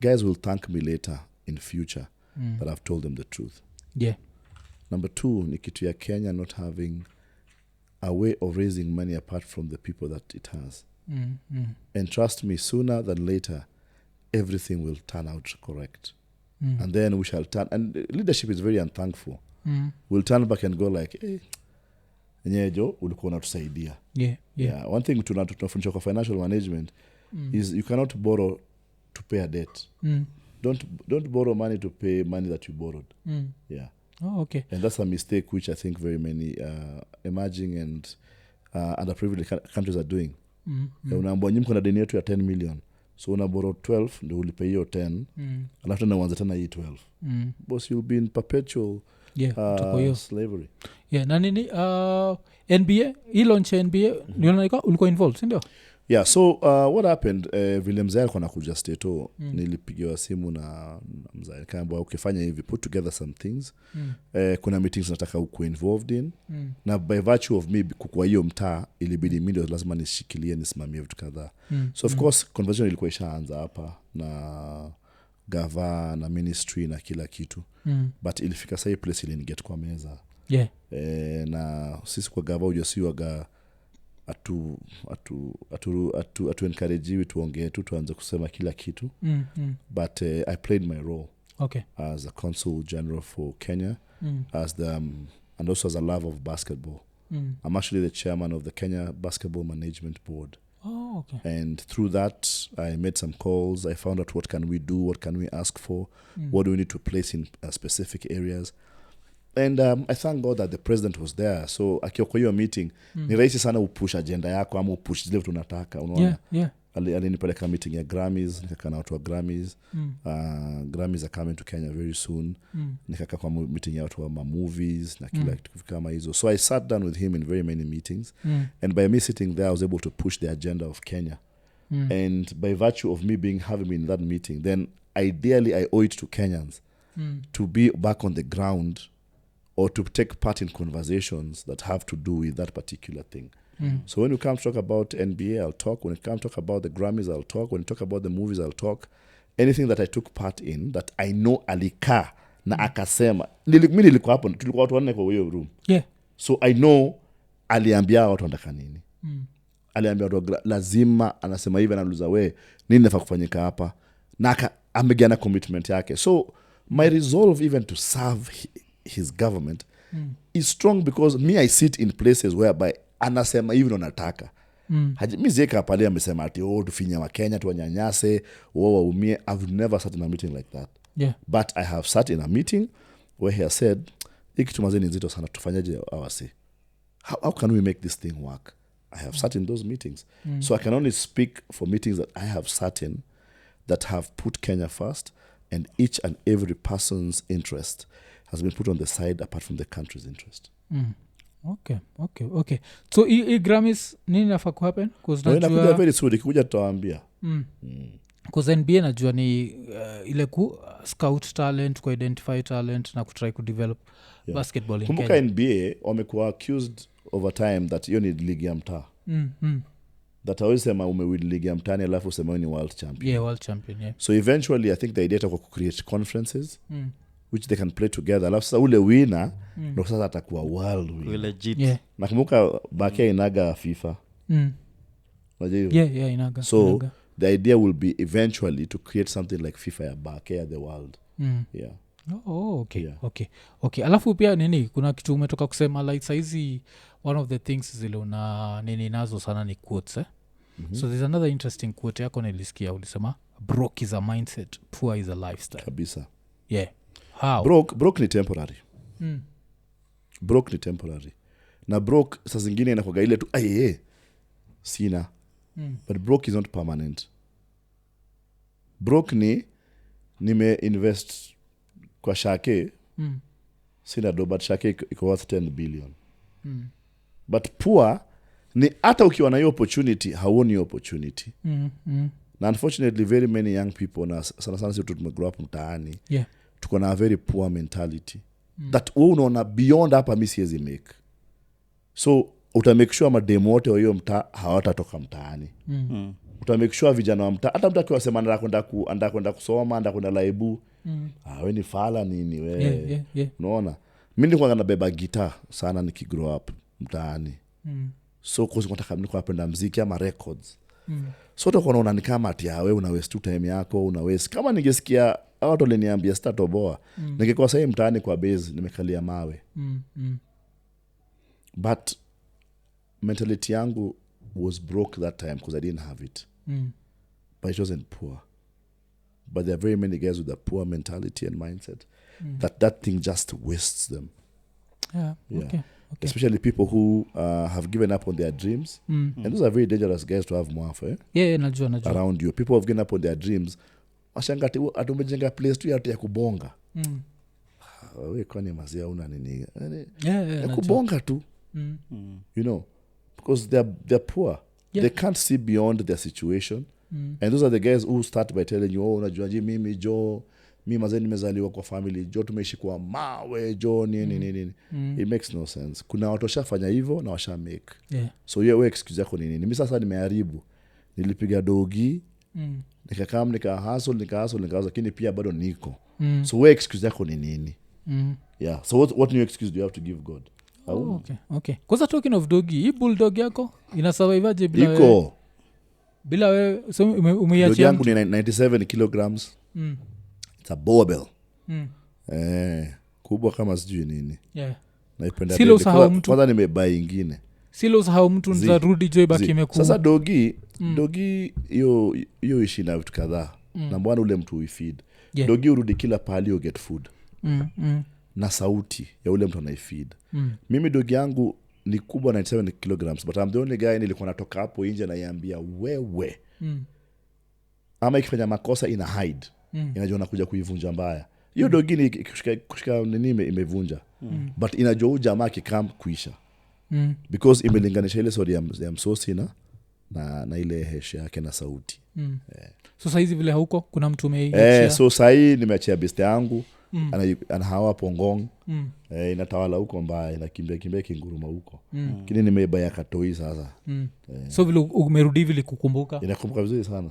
Hata tukiu video call uitatu jina yake. Basi najua mzaya amekaa. But at least I think video call inasaidia, si ndio? Inasaidia cause but remember animals are like that, you know. Animals, if you and they've shown you quite a number of animals, any animal. Ile ukiraise alafu iende ikirudi ikikuona inazatela wewe ni nani. They say it's all part of it is scent. But they just say there's somewhere this animal can tell who it is. Even wild animals have been known not to injure the people who they have grown up with. You know, because wamezoea hiyo scent. Naonaga hiyo wasa wakicheza na simba. Lakini siwezi hata ni raise kwanza hata ile ya nyoka buda. Hata nyoka. Story nyingine lakini si ya nyoka. Hata ile simba. Nyoka. Nyoka waga ni tricky. Kitu ilipiga Mungu alibidi afukuze. Sababu imeleta trick. Kama ilipiga trick kwa Mungu, wewe ni nani wewe? Utakulwa hapo ushangae. Nyoka waga ni tricky. But sasa si place ka states ndio watu na organize za ovyo za kuiki ovyo maze kwa street msee amebeba nyoka kama 3 alafu $10 anakugea unapiga nao picha. So hiyo story kwa ile pia wazi kwa ile jo. Hiyo musta magatu sasa na siku hiyo nyoka itasema tu acha ni stretch. Amtangu ilivunja shingo yako kitambo. Kusinilichekio story ilikuwa nini pale Times Square. Hata hapo LA hapo wako fame inakonga sana. Kuna kugana afu koza kitu fani ni ule mtoi nilionaga akifanyisha watu hivyo alikuwa black. Ile pia ni mtu black no wako kuna different people, you know, these things how they take it as a pet. And then a guy has it for like 8-9 years and I feed tu inanona inakuwa kubwa. So hata uko nazo kwa house na romuko zile maza chinku. Kama ule mtu amezaliwa na idandia inazunguka naye kwa hao. Lakini unajua mchinku anajua ni kitoweo. Mbaya sana. Anajua hapo ni busy na pia ni kitoweo. Si ndio jo? Anajua kuzumi hiyo ni kitu moja Musa maga jua chinku like kani ingekuwa naweza kuangalia wanyama vile waangalia ingekuwa naweza ishi vizuri. Kwa sababu unajua ogopa yake unanyoka naona. Unajua ni vile tu usema sio ni kama ati Mluya kukuwa na kuku kama pet. Siku moja tu ataisosi. Hata watu Ikon borrowed. Ikon borrowed. Kokoriko na kitu aluya kulagi kwa nini kuku tu ni yo ringtone. Anasikia sasa anatafuta nje kuweka kwa simu. Sikiza tunes. Nita alikuwa atakuuliza kuna time ulibonga depression, but before you talk about the depression nilikuwa atakuuliza nini unafikiria ilikos now you are divorced? Was it cause job? Because if you've not been paid for 2 years, that means there's a lot of financial pressure. Najua. Na financial pressure kuna vile waga ina strain. Wanasemaga most relationships like do letaga shida. So do you feel that played a role? Ama ulikuwa na work too much? Unatoka state house at 9 usiku? No. Biggest mistake which many people make when they go into things like marriage is you go into it with the plan B.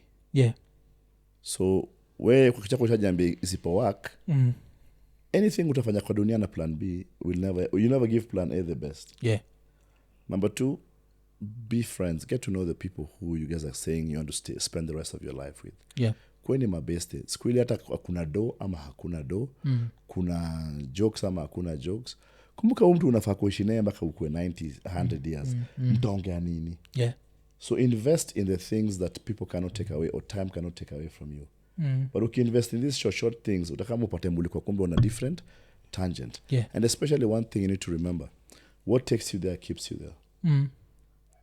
Wewe meet them super wewe unataka kufunga kwa udem kwa sababu ni msupa bro siku zile ataanza saa kuongeza to wait anze kusabia age anze kuchapa utafanya utadu ama dem get chali ana maziwa chali anze kumpiga zake nini amchanue ajifungwe kibizi nini dem anze kufanya vitu zake udem after a while see yeye ashaget chapa what took her there it cannot keep her there anymore yeah okay sa tukigo like on na vile nakwambia ni podcast so tunataingia kugo personal kiasi so in your situation hauko unajua dem yako kwani mlimitaji ilikuwa ile umeichukua church no to limit lakini mimi nilikuwa na direction tofauti na yako na direction tofauti na siku take time kujaribu kuingisha hizo vitu zishikane okay unaona so mimi nilikuwa labda very convinced about a particular direction and she was about a different direction then you come and find that we are totally in different way strangers yeah so haikuwa ati job cause mna assume gava haikuwa job haikuwa story ya do haikuwa hivyo just tuliget tuko place yani tofauti kabisa yeah. Okay na time uko na wajuni ngapi sisi wajuni wawili wote ni yeye niko na wawili madem nimewapiga cover mbaya sana toki wa Google utawaiwaona wako how old because 13 and 10 13 and 10 and okay. Actually 11 because musemaga hivi si makosa yao haikuwaka so nisiwaingishe kwa nguri zangu and then I can't use them muchukia kitu mtu anatumia watu hii kama scapegoat unaona okay. Kama ndakua kutoka we toka usishikile watu ngori utajamia watu hii later ati wewe nilikaa hapa kwa sababu ya baba yenu na baba yenu kwa sababu yako hakuna ni wewe ulibaki hapo wewe mwenyewe unaona so kwa girls dad ikoje kuzmini ya girl dad anaona gana taking advantage yangu jo yani mimi naweza kunikuonesha SMS yangu hapa mimi ni amini slave hawa watu hii siwezi waambia no na wanajua anything mutaka wanataka mwoga hata saa akinipigia simu by the podcast ujue imeisha mwoga naangalia hapa nimewapina hapo juu ndio huyo mmoja bado mwingine akitaka tu kitu ataniambia tu dad na kwa 2 week naanza tu za what do you need najua hiyo no I'll give you today right now sana kwa saizi ndio tawa ia niko like just over 1 year na nimeanza kunotice hiyo si ndio kuna zile vitu wanafanya around me afanye around wadhake anaweza kama akunywe kitu alafu aispill alafu mimi sioni ni ngori lakini madhaki ana go wild like shida yako ni gani unajua hao ni species same wewe si nini wewe si huko kwa hiyo species hao mademo ga very special fuck me sai cause ni marika tena sasa huja blanda sasa niko na 4 women in my life 5 women but hiyo ni ngori watu wakidecide sasa tutakutolea attitude machozi tu brother but we've been put here for such things okay. And then to live and learn unajua divorce is not final and I'd rather you go back to your parents than to go back I'd rather you go back to your parents with your suitcase than to go back to your parents in a suitcase makes sense so wa junior walikujoin huko ama hata tunarudi nao round lakini wanarudi wako hapa chuo cause mother bado yuko hapa so hao bado inadi okay nini lakini opportunities kuzuko si education what awoni eventually but eventually get to another age wanakuambia dad my friends are here me I want sasa sote tunao vile wanataka also you want them to grow and I keep on telling guys don't take your kids out of the country before they mature because culture ile place yes you want them to mature in the ways of your people and then when they go there they don't get easily swayed even if they get lost but they're still solid on their people because kule culture shida ni like American culture it's totally different totally different kuna kuganele quick to anger nonaga huko ni kama anytime hata mademo na kunja na ngumi ni popcorn alafu how the society hasn't grown their a communal attitude so una grow as an individual not with the community around you okay na sasa inaonyesha kuna mmoja yule alikuwa na ukiwa big Ted ama wote wamekupata sasa hivi? Kwanza aliniona nikishinda kwa keja nini kila kitu, so anaelewa sana sasa story ya budake. But the best thing is that they are my friends kabisa. Siongea karibu kila siku, niliwaambia gaskizeni nyinyi anything mnataka muambia budako budeni ni wa mdosi. Anything mtaka atawabaia. So that pia grow up akijua si ati hatuna. So tusikwe too desperate to take anything because ati hatuna. Oh, okay. But that's just my way of parenting. Everybody gets their own way. Everyone gets their own way. It's najua it's mushindaga nikiambia pia wase like usisahau pia maparents wetu wakituraise walikuwa mayouth na walikuwa na experiment. Noma sana. Unajua hivyo kusua si ilikuwa watoi wana raise watoi. But ukiwa mtoi kila mtu ni mzee, so unachukua tu they have experience, they have pia ilikuwa tu ni trial and error. So kwa umefika hizi like level tumefika unakuwa proud like you know I was raised, I turned out well. Because pia East Landos unakunga hizo siku ilikuwa like kupiga randa kidogo. Namwambia watu wengi sana that kitu moja lazima understand na life is everything always reoccurs. Everything. Hapa hivi uko hapo unazusha juu ya parents and we say that by the time you realize that what your dad told you was true, you have a son who thinks you're wrong. Unaona? Time moves fast. So by the time sasa unaona kama sasa wewe ni mzae. Sasa ushaanza kupiga budget, ukiget out 3 una budget.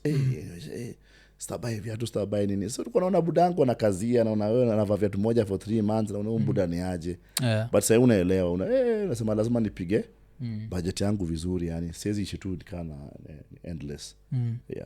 Okay. So hii story ya quotes, so quote ingine unaweza tupatia cause hizo mbili zili stand out kabisa. Quote ingine kwangu ni very very important na hii ni tunaongelesha watu sana about it. Nikitunaongelesha watu sana about it is about the Pan-African spirit. Nimerudi as a very strong Pan-African. After kuona maju napiga mavitenge zangu vizuri, nimejenga mpaka masuti za hizi vitenge. Okay. Na ni kwangu ni statement, si ati ni by mistake. Ni statement. You see, there are things that you can use to show and to own your heritage. It can be language, it can be food, it can be anything. It can be dressing. I have started to take my dressing the step higher. I have them in any form of suit that you can think about, 3-piece, what properly done, and I match it with anything that you can match, so that nobody looks at you and says at sasa umevaa kitenge kwa hivyo wewe sasa sijui auwezi. That's a very very colonial attitude. You know, tuliamboga kila kitu yetu sipoa. Tuliamboga drink yetu na tukaingia. Na saa hii unfortunately wazae wetu bado wako stuck your era. Unaona? So mupiga gai look naenda pale mtu ananuliza ala is there a ratio? Namwambia zi. But pia namuliza kama ratio is so important to you, mbona usivae hizo nguo daily basi? Unaona? So that's one thing najaribu kupush ni watu wapige ma-African. Rosafi. Watu waongee lugha zao. Watu waweze kuheshimu culture zao. Because that's what gives you that being. You know that inakuwa pale unakuwa that particular person. Your identity. Number 2 is a very very good saying by Chinua Achebe. It says that until the lion learns how to write, all the stories of the hunt will glorify the hunter.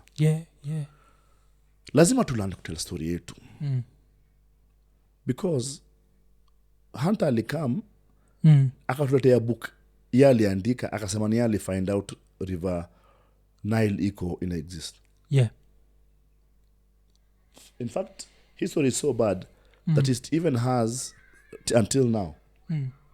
If you Google who discovered Africa, wameka jina ya Mlami. Ni kama si atukukua.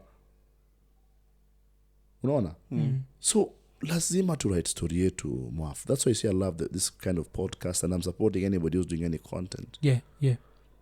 Because until we learn how to write, then we shall just depend on the stories that our say wanatuambia. We'll depend on anything that they have to say. In fact, to believe whatever they have to say. And we always say if you don't tell somebody the truth, somebody will tell them a lie. Yeah. Okay. Kuzieta hivi vile umesema hiyo ya Chinua Achebe imenikumbusha. I think this is now the Somali version of it. Canaan. Sojua Canaan. Canaan wagana ngoma inaitwa Until the Lion Learns to Speak. Najua. Because the hunter. Yes. The hunter will always tell the story. And ilifika pale. Yeah. Because the only... Anasema vile aliua lion. I shot 5 lions bana. Asemi lion 3 zilimtarua beste yake. Beste yake andikwa kwa hiyo book. Unaona? Hasemi hizo vitu zote. Hasemi walikuwa wamelost. Ni huyu lion alikuja kuwa show. Hao taandika ati tulienda tukauza ati king mzima alipewa glass ile mira. Ati akauza watu wake akagewa mira, akalipwa na mira yani. Yani ni madharau mpaka I don't think ni wajinga walikuwa tulikuwa wajinga hivyo. Na waseme hata walichukua hizo vitu zote na connivance. Kutudanganya, kutuseti. Lakini tusiingia hapo kwa sababu mwafa na furahi sana ndio kuingia hapa story ya religion. Ati cuz ni tena nataka kuuliza nilikuwa nataka tu kujoke pia at least ule hunter tunaweza believe ni wa Maasai. Chikiwa Maasai zo alioendaga pala nafukuza simba jo toka hapa jo. Na hiyo pia ni story cuz unaona walami wakikuja Afrika wanakuja na gun. There's nothing you're doing hapo. Unajua mtu anaenda pale basically ni dile like guts iko nazo na nafukuza hii lion na nini. Sishona gaizo kwa National Geographic. Watu wagama nini sana. So hiyo ni yako religion sija notice uko try kusema? Sikuenda kuingia sobre religion because unajua you hold your own views. Unajua gani kuna fikiri uko unajua jo. But unajua ni live and let be. Niliona Mr. T alikaa hapa akatokea real. So vile tu alisema. Alimwambia ni believer than chukua tu hiyo utaruweke hapo hivyo. Acha nikwambie kitu moja. Kuna vitu hauwezi change na mtu. And this is how I said kwa Bible kuna historia ya ujamaa blind alikuja kahiliwa ona Sabbath watu kazusha mnaona mhilo na mhilo. Ule blind man alikuja akaambia wasikizeni jo. Me I was blind. But now I see. Hiyo tu ndo najua. Aliwaambia yeye ajui kitu kingine. Ajui kama ni Sabbath ama ni nini. Hizo siasa. Unfortunately, once you experience God in a particular way, then for me that is all I have. Sina njia nyingine ya kukuambia. Siwezi kukuexplainia in another way because wewe huja understand. Unaona ni kama two dreams na visions. God ananipatia idea na niambia Ted, wewe utakuwa a great leader in Africa. Sasa mimi nakuja kukuambia na uje itoka Kenya. Sasa tayari inakusumbua kwa sababu unashanga wacha sasa tutoke hapo ushago tuende Nairobi. Sasa imagine jamaa anaishi Dar huko Homa Bay. Sasa unatoke Homa Bay aende Kisumu. Atoke Kisumu afike Nairobi. Atoke Nairobi ndio sasa afike capital fulani. Anaona yuko ni mbali. Unaona afadhali kae. Anasema acha ikae nakwambia hakuna kitu kama hiyo. Because dream yake haiziona. You can't see it. Okay. So nini post ambassador unafikiria kuingia elective politics? Is it in your plan ever? I don't think elective politics is for me. Appointed politics. Is for me. I have served government for 11 years. This is my 12th year. Kusema tu kweli mimi sijaeka pale gava imeplan kucheza wananchi. Maybe kuna meetings zao ufanyika zile misiitwangi. But man, I have served Uhuru and I've served Ruto. I can tell you the two guys. Like tulikuwa tunaka kama saa hii pressure ile watu wako nayo ni lazima wadeliver. So ujamaa aje ataki tuendelee. Yeah, like naona ni ngumu sana ati amepanga tu yani Kenya tu tu useless. I think nikitetea wasu criticize governors now from the outside. I think susamaga nika leaders wa Kenya wamekuwa kisettle for mediocrity and the reason nasema hivyo ni let me correct you. Not leaders of Kenya. Si ni voters walivota leaders. Ile kitu tunamaanisha ni ukishaingia pale alafu tuamue tunatengeneza SGR. I have no control over you bringing an 1893 locomotive while TZ wana bring modern ones. Unatikasa hizi watu wamekuwa kisha hii picha ya Samia kiondani ya train yao alafu tuna compare na yetu. But sir, let me tell you, comparison is the biggest thief of joy. I know that. But because still, we are so busy trying wewe unajua economy ya Kenya ni kubwa aje mwafu. Unajua? Najua ni bigi. Mwafu, do you know we are the 4th largest economy in Africa? Yoni after Nigeria, South Africa na Nigeria, South Africa, Egypt na Kenya. Okay yeah. Like hata wakimbiaji yani it's almost impossible watupite because Kenya pia isimami. But shilingi yetu inakuwa weak saizi. Shilingi yote ya TZ najua umetukaribia. Tulikuwa think walikuwa mbao. No. Saizi wako 16. Guys, msidanganyike na hizo na vitu kama hizo na anything. You know, alafu another thing I need to speak about. Yeah. I don't know kama in your last point ama but mupenda ikwe showstopper. At some point itabidi lazima tufanye vitu mbili, tuitikie kukua wazalendo na tuitikie kukua wa Afrika. Yeah. I don't think either tujaona ngori that uzalendo kwetu ni story tu tunaona ni kama ni waste time ya kila mtu. Bro, wasom wameona ngori aina gani? Na mbona wameshikana hivyo? Mbona ishi sauti unaelewa? Yeah, najua. Because wameamua sikiza sitoka pamoja liwe liwalo. Ajali kama gava inafanya nini ama nani anafanya nini, sisi ni pamoja. We'll know how to do it. Wakenya sasa zingine mu think gini kwa sababu hatujaona ngori, si waga tunadharauiana na tunadharau pia gava na zile systems ziko in Africa. Why? Because monga zile vitu watu usema juu ya nchi yao. Walami na nchi zao zimechapa hawasemagi vitu kaa hizo. Yeah. But sisi waga ni kama the more ni onge trash, the more ni kama nakula mapoint. So mtu anatuma meme kama sasa kulikuwa na meme moja ilikuwa Romuko Stato. Ni vako. But jamaa amepost na akaandika caption. Na huyu ni professor ama daktari ama pastor. Yeah.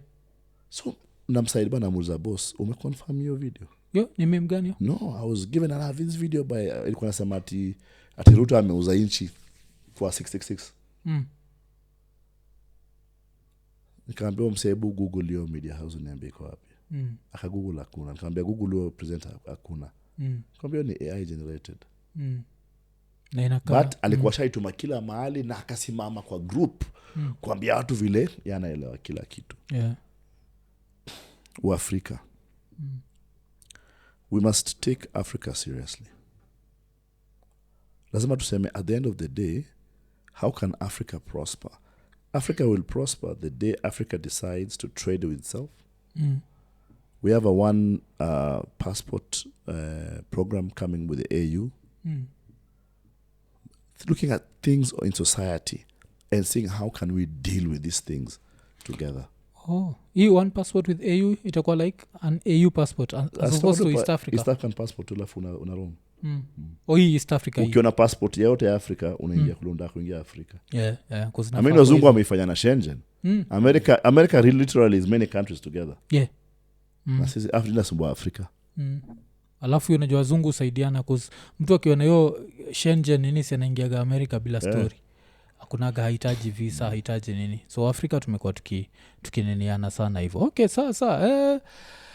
Okay. Wacha ni hope kuna watu kadhaa watakuwa wamekubali bila umesema set league for mediocrity. Kuza hapo ndo nasemaga I hope unajua why a few people. Mbona unatolea vota ngori? Zizi.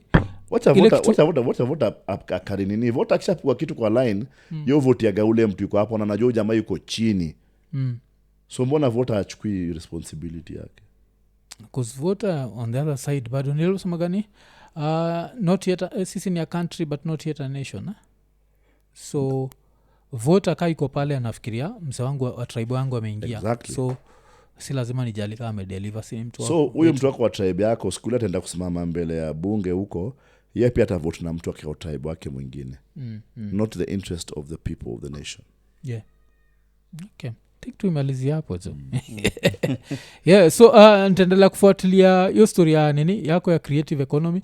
Asante sana kuona kwa unaingia hii area kuzumushi na nikiambia watu like this area especially considering that the internet is still growing hapa Kenya, because at least when mse uko na the president's ear jo mwambie jo internet cheaper internet I think ita do more good than cheaper phones. Like kuna hii phone mpya ililaunchiwa. I hope niko allowed at least kupatiana opinion yangu. Nilipatiana hiyo opinion bila mse uko. Let me ask you. Yeah. Unataka internet bila simu? Hii simu ya 5k tayari kuna zingine za 5k. Unajua inakam kucompete. Na huwezi shinda wa chinku. Hauwezi shinda wa chinku na vitu cheap. Hapo siwezi kudanganya. Sasa kuja compete. The reason government ili set up hiyo kitu. Tuliangalia number 1 which is the most common phone. Bracket used across. Number 2, remember one thing, he who controls data controls the world. Shani hapo. Okay.